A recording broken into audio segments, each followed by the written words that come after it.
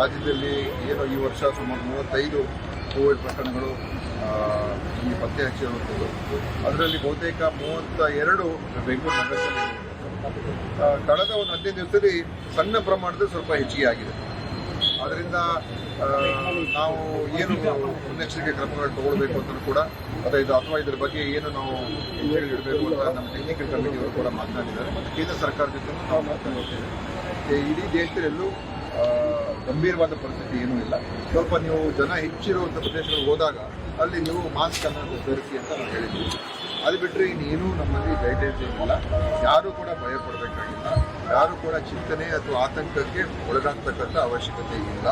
ರಾಜ್ಯದಲ್ಲಿ ಏನು ಈ ವರ್ಷ ಸುಮಾರು 35 ಕೋವಿಡ್ ಪ್ರಕರಣಗಳು ಈ ಪತ್ತೆ ಹಚ್ಚಿರುವಂಥದ್ದು. ಅದರಲ್ಲಿ ಬಹುತೇಕ 32 ಬೆಂಗಳೂರು ನಗರದಲ್ಲಿ. ಕಳೆದ ಒಂದು 15 ದಿವಸದಲ್ಲಿ ಸಣ್ಣ ಪ್ರಮಾಣದಲ್ಲಿ ಸ್ವಲ್ಪ ಹೆಚ್ಚಿಗೆ ಆಗಿದೆ.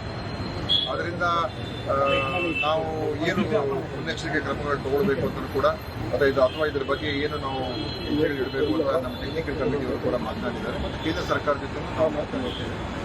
ಇಡೀ ದೇಶದಲ್ಲೂ ಗಂಭೀರವಾದ ಪರಿಸ್ಥಿತಿ ಏನೂ ಇಲ್ಲ. ಸ್ವಲ್ಪ ನೀವು ಜನ ಹೆಚ್ಚಿರುವಂಥ ಪ್ರದೇಶಗಳಿಗೆ ಹೋದಾಗ ಅಲ್ಲಿ ನೀವು ಮಾಸ್ಕ್ ಅನ್ನು ಧರಿಸಿ ಅಂತ ನಾವು ಹೇಳಿದ್ವಿ. ಅದು ಬಿಟ್ಟರೆ ಇನ್ನೇನು ನಮ್ಮಲ್ಲಿ ಗೈಡ್ಲೈನ್ಸ್ ಏನಿಲ್ಲ. ಯಾರೂ ಕೂಡ ಭಯ ಪಡಬೇಕಾಗಿಲ್ಲ. ಯಾರೂ ಕೂಡ ಚಿಂತನೆ ಅಥವಾ ಆತಂಕಕ್ಕೆ ಒಳಗಾಗ್ತಕ್ಕಂಥ ಅವಶ್ಯಕತೆ ಇಲ್ಲ.